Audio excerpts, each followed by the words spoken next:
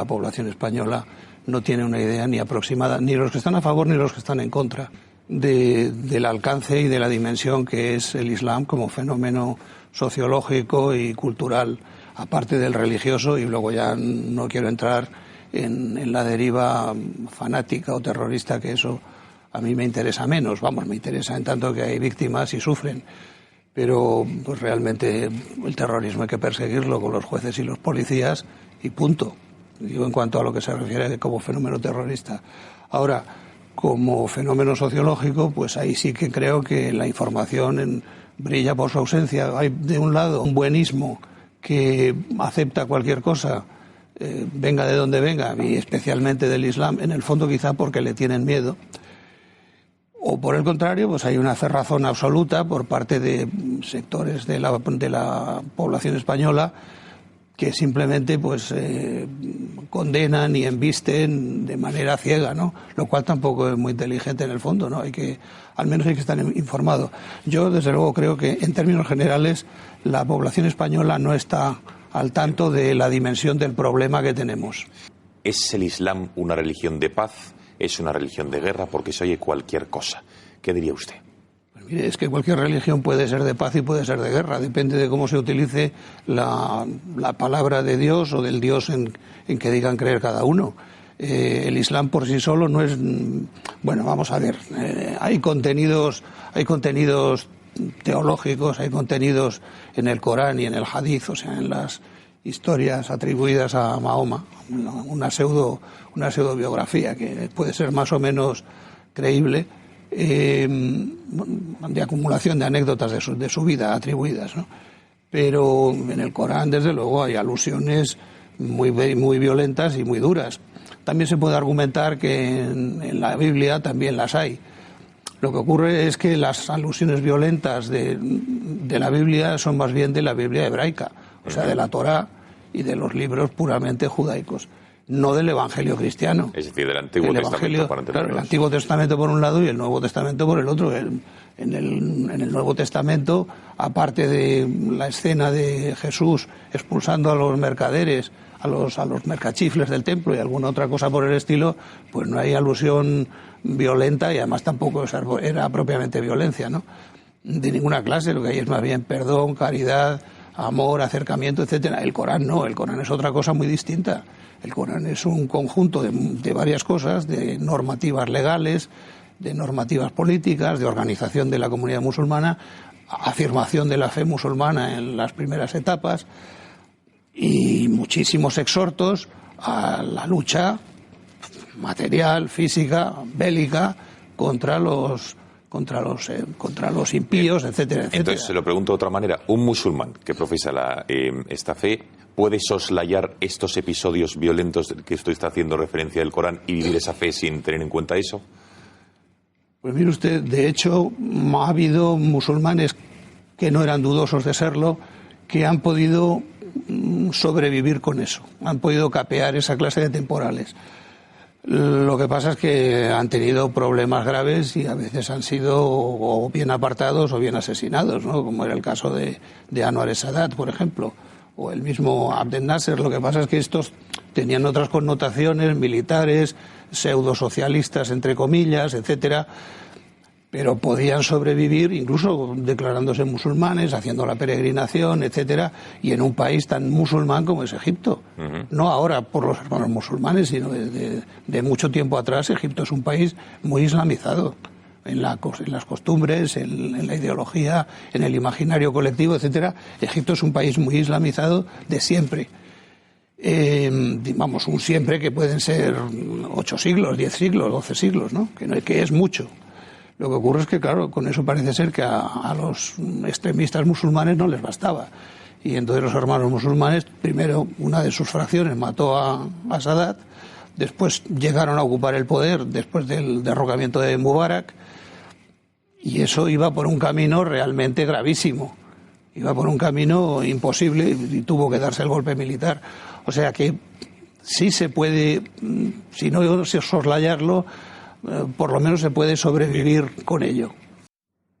Señor Fanjul, ¿por qué no se integran en los musulmanes que vienen a España, que vienen a Europa, crean esos guetos, etcétera?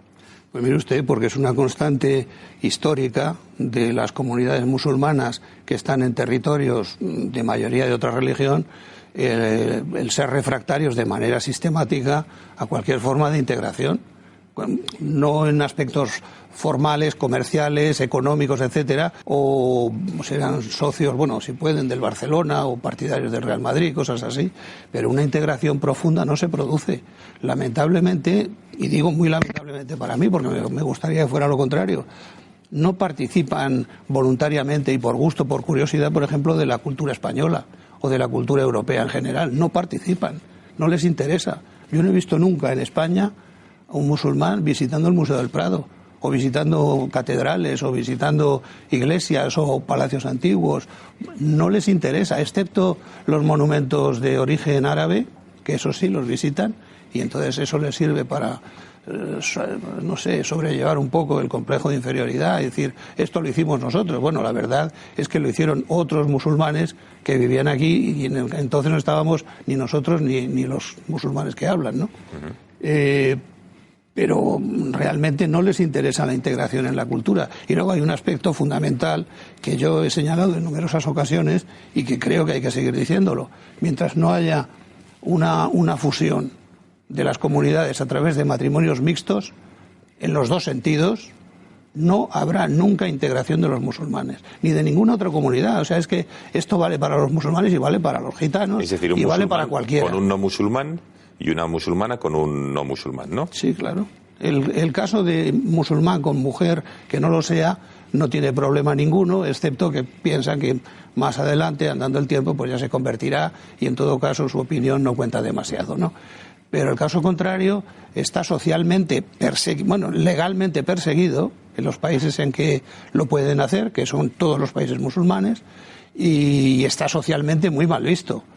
Y cuando una mujer da el paso, una mujer musulmana da el paso de casarse o de enredarse o de hacer lo que le dé la gana con uno que no lo sea, está arrostrando un problema familiar monumental y un problema social, y si vive en su propio país, pues está jugando la vida. Hay que decir que esto no son situaciones nuevas. En 1500-1501, cuando los reyes católicos dieron el decreto de obligar a los musulmanes de Granada a cristianizarse, a bautizarse, hubo unas resistencias muy fuertes, hubo la primera rebelión de las Alpujarras, y la vía era, evidentemente, y era lo que intentaban inducir, eran precisamente los matrimonios de morisca con cristiano viejo. Bueno, eso tenía dificultades, porque tampoco los cristianos viejos lo llevaban de muy buen grado, pero bueno, se hacía. Y eso habría sido una fórmula de integración. Lo que pasa es que en aquel tiempo no se intentaba la integración, se intentaba la asimilación pura y dura. Es decir, haciendo a los cristianos e integrándolos en 2 o 3 generaciones de manera absoluta, que no quedara ni rastro de que habían sido musulmanes sus antepasados. Esa era la idea en el siglo XVI. Eso no es la idea actual. La idea actual es que integración no significa asimilación. Lo mismo que hay ortodoxos rumanos a montones y nadie se mete con ellos y ellos no son ningún problema, o hay protestantes ecuatorianos, o hay ortodoxos rusos, sí, o hay gente de diversas religiones y no son ningún conflicto, o hay protestantes españoles. Hay 600.000 protestantes españoles. ¿Quién sabe quiénes son los protestantes españoles? ¿A quién le importa?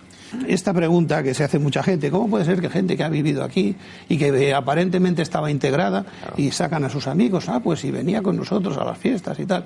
Bueno, eso es todo muy superficial, porque lo que pesa en una persona es la infraestructura mental y anímica y afectiva que ha mamado desde que era chiquito, y eso lo han recibido en las familias. O sea que esto de que las familias no tienen nada que ver, hombre, no tienen nada que ver como autores de delito ninguno, pero como remotos responsables de una ideología y de una forma de vivir y de ser y de una conducta, sí. Yo no me creo que un imán agarra a unos chicos durante 2 o 3 semanas, les lava el cerebro y ya está. Eso no es así. Lo que hay es una predisposición, no por supuesto que no de todos los musulmanes que hay aquí, ¿no? Es una obviedad decir que todos no son terroristas y que todos no son violentos, pues claro que no. Vaya un descubrimiento.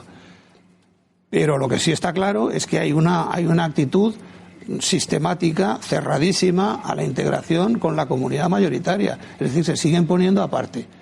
Yo no tengo el menor problema, y ya le digo que no tengo ni con protestantes, ni con ortodoxos, ni con absolutamente con ninguna religión. Ahora, digo que estas situaciones se están repitiendo desde que se intentó la cristianización por la brava en el siglo XVI hasta la actualidad, que están volviendo a través de la inmigración.